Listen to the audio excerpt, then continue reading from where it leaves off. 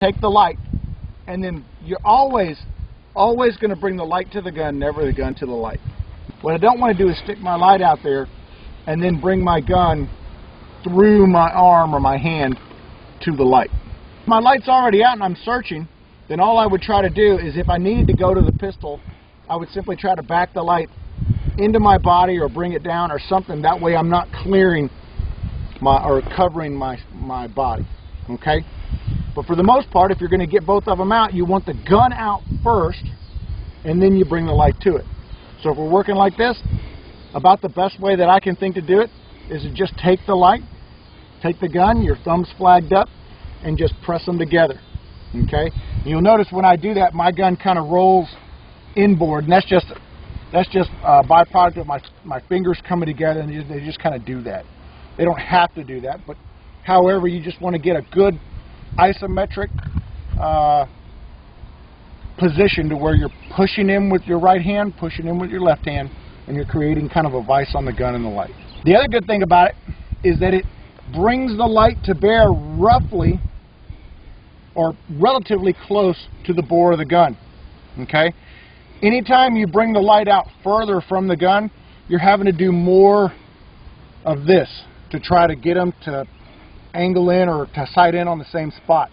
When you put the light right next to the gun, everything typically kind of works a little better for shooting. What's the downside of that? When they're together? Yeah. Because then you can shoot at the light. Okay. Right. So, I mean, just like you would if you were in your house, if somebody was coming down the hallway and they're bebopping down the hallway and they got their flashlight right here, and, you know, you've identified that, hey, they're a bad guy and so on and so forth, you can shoot at the light. Okay? They're going to do the same thing. Okay? So, the advantage is that it typically is a little bit easier to shoot with. The disadvantage is that it's easier for somebody else to shoot at you with greater accuracy if they're just shooting at that light. Another way to do it with a side-mounted light would be to just take and turn the light in our hand, and now we can use the thumb. We can still use a thumb right here, or use a finger, any of these fingers, and you could still use the light like so. Okay, and bring it out and bring it right here next to your face. Although, for the reasons we just talked about, that may not be a good idea. Get it away from your body, reach across. If you need to look out somewhere, you know, that's another technique. But most of you guys are using tail-mounted. You've got a tail cap, tail cap, tail cap. Okay, so this is primarily what we're going to talk about most of the time, but we'll get to weapon-mounted lights. Did you bring your weapon-mounted light? What we'll do is we'll let everybody kind of play with it a little bit later. Okay. We'll mount it to your gun and let everybody shoot it and kind of see how much easier it is. Okay, it's a lot easier. Okay, so essentially we got a tail-mounted cap. Okay, the basic techniques, and there are many variations that you can get into, this technique, that technique, they've all got names. I don't really care. If it works for you and it serves a purpose and it solves a problem, then great. Okay, but if it's just getting in the way and you're all tangled around yourself, you need to probably think about that technique and maybe not use it. Okay, obvious technique right here is just take and hold it in my hand and operate the tail cap with my thumb. Okay, this is the same as the other one we were talking about on the side mounted. I'm just using my thumb right here. I'm banging on the light. I can move the light in and around, work it different angles, get it away from my body. There was a situation happened years ago. Texas DPS trooper stopped a car on the side of the road, and the guy driving the car was a bandito. Guy comes walking up to the car, he's got his flashlight, and I don't know exactly how he was holding it exactly, but came up. Guy reached out of the car, fired one round at the light, actually went in the flashlight and came all the way out. I don't know if it actually came out or it got lodged in the tube or something, but I think the trooper ended up getting shot in that deal, but survived. Okay, but that's the idea. The closer the light is to your body, it's a target indicator basically. Okay, so people can use it against you. So if you're going to do that, for a long time the FBI technique was this right here, the neck index. And the idea behind it was, if you index it right here to your neck, it pretty much follows your eyeballs, therefore will pretty much follow the gun, and it kind of lines up. Okay? Plus it kind of will backlight your gun or light up your gun a little bit. for just pure shooting, it's not a bad technique. The problem with it is it's right next to something that's pretty doggone important for you to be living, okay? So if you take one right between the eyes because you were holding your light there, that's your fault. So they changed it to the modified FBI, which is they just extend the arm, and they put it out here. Okay, I'd rather get shot in the arm. I don't really want to get shot, but I'd rather get shot in the arm or the hand than in the face. Another technique is the Harries, okay? And you don't have to worry about the names, okay? But basically, this is just a technique where we're going to take that same position with the light. Remember, the gun's already out, and we're simply going to rotate or cycle the arm with the light underneath the gun hand or the gun arm, and we're going to take the backs of our hands and rotate them together, okay? Now, typically what we'll see where people have problems here is they'll try to do this, okay? Because if you have the gun in one hand, what is the gun going to eventually get? Heavy. Okay, I mean, if you're sitting like this for a long time, okay, the gun's going to get heavy. So what happens is they come out with that good technique. Oh yeah, boy, this looks good. And then it starts to get heavy and they start doing this. And they're trying to just hold it up like this, okay?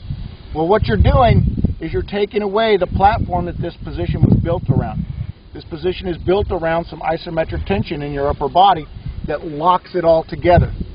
So I'm essentially trying to push this way with the gun hand, push the opposite direction with the light hand. Okay, push them together, and it locks the gun and locks the upper body together. Okay? It's also referred to as the syringe position or the syringe technique. What I'm going to do, and you can see this flashlight is actually set up with a little rubber grommet here, so that you can actually hook onto that and pull backwards really good. Okay, yours has got it. Go between the first and second finger. It can go between the second and third finger. Okay, whatever gets it on the gun and in that position the best where you have control over it. Okay, and all we're going to do is if my gun's out, I'm simply going to take this syringe position. I'm simply going to bring it up and basically kind of put my hands together. And now what I'm able to do is go ahead and with the heel of my hand, I just push forward. And you see I've got my other two fingers, my free fingers, wrapped around the pistol grip just like if I was shooting normally. Okay? And now you can see it gets the light and the barrel of the gun pretty much in close relationship to one another. And now I just go ahead and I pull the light back into the heel of my hand and I activate the light. Okay? So, those basic techniques right here, working the light like so, okay? Okay, and then going to the cross method, or basically the Harries, or you can call it the cross arm method, whatever you want to do. Guns out, right there. And then you can also go to the syringe technique, where we just put it right, place it in our hand like so, bring it out, and we operate it like this, okay? Even though some of those positions, we have a second hand partially on the gun, we are essentially shooting more of a one-handed style than we are a two-handed style, okay? Which means the better you can shoot with one hand, the better you're typically going to do when operating a light. Never have to depend on this hand doing everything by itself because I've always got two hands. Then things are going to get infinitely more difficult now trying to do this and figure it all out. But if I can shoot pretty good like that, now whatever this hand does, it's just kind of along for the ride, and I'm letting this hand do most of the work.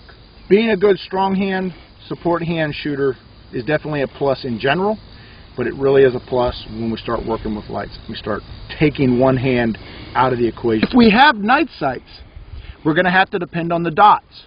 Okay? If we depend on the dots, where are we most likely to hit on the target if we're using the dot? It's not going to be a gross change, but we might tend to shoot a little bit higher than we normally do, because what we're doing is we're actually, instead of using that top ledge of the sights, we're actually using the dot, so we're actually changing the orientation. The first thing we're going to do is we're just going to come out, good 5-shot group. I'm simply going to aim into the target and make 5 nice shots.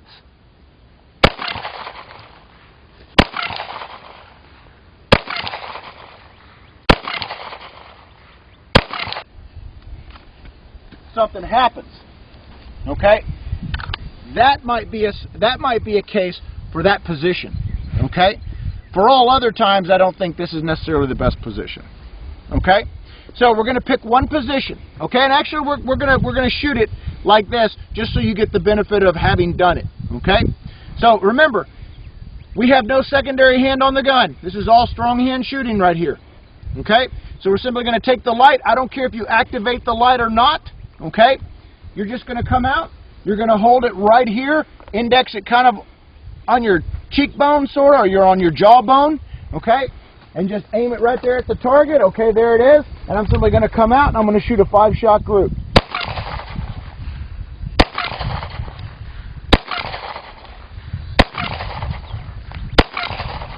Okay? And that's all we're looking for. That's the first position we're going to do. We're going to try.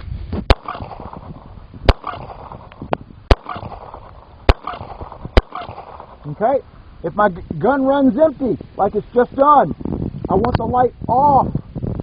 Now, I can attempt to go ahead and try to do this with the light in the hand, and you may be able to, okay? You may be able to just simply come down and do the load like that, okay? Or in some fashion. But probably what's going to work just as easy is just take the light. We're simply going to bring the light underneath our arm, and now this allows us to do what? Work in the normal position we normally would, to where we eject the mag, we come up, we load, we come over the top, or we slingshot it, or we work the slide release. Then we simply regain control of the light, and we're back on it. Turning those elbows kind of down at the ground, okay? So it's very simple. I'm simply going to come out, gun goes out first, light comes to the gun, activate the light, there it is. And so on and so forth, okay? I've got pretty good control of the gun. We're taking it. It can be between 1 and 2 or 2 and 3. That's fine. And we're simply capturing it in there, and the tail cap should be right up against the heel of the hand. Okay, my free fingers, basically 4 and 5. Okay, 4 and 5. My pinky and my ring finger are free. We need to go ahead and put those. Don't just curl them under and try to do this, because now we have 2 separate units. Okay. If I take those 2 fingers and wrap them around, I now actually have 1 solid unit. Okay? So, this is the one that most people find is the easiest to shoot with once they figure it out. So all I'm going to do is I'm going to get my good grip. I come in, ready, threat, come out, get the light, and there's the target. Okay? And even though the light is not exactly on it, it's pretty... Okay, so I'm going to have 2 things in my hands. I'm going to have a gun in one hand, a light in the other. Okay, so we've already talked about it. We're going to get rid of the light. If you can keep the light in your hand and come down here and get the magazine and work it, that's fine. Obviously, that is not as perfect as it normally would be, yes? But it's still basically the same idea. Index finger along the front spine. Okay, and I'm just going to cut. It's going to be slower. It's going to be a little more herky-jerky. It's going to be a little less comfortable and consistent, but if you can do it, that's fine. If you can't, you have to get rid of the light. But either way, the light must do what? Shut off. Go off. Okay? If you're sitting here doing one of these, hey, I'm Luke Skywalker, check me out, you know, then all you're doing is creating a big mirror ball for him to shoot at. Does that make sense? Okay, so that light needs to go out. What might also be a good idea to help darkness help you? Move. Okay, so what we're going to do is we're going to go ahead and incorporate a little bit of movement in here.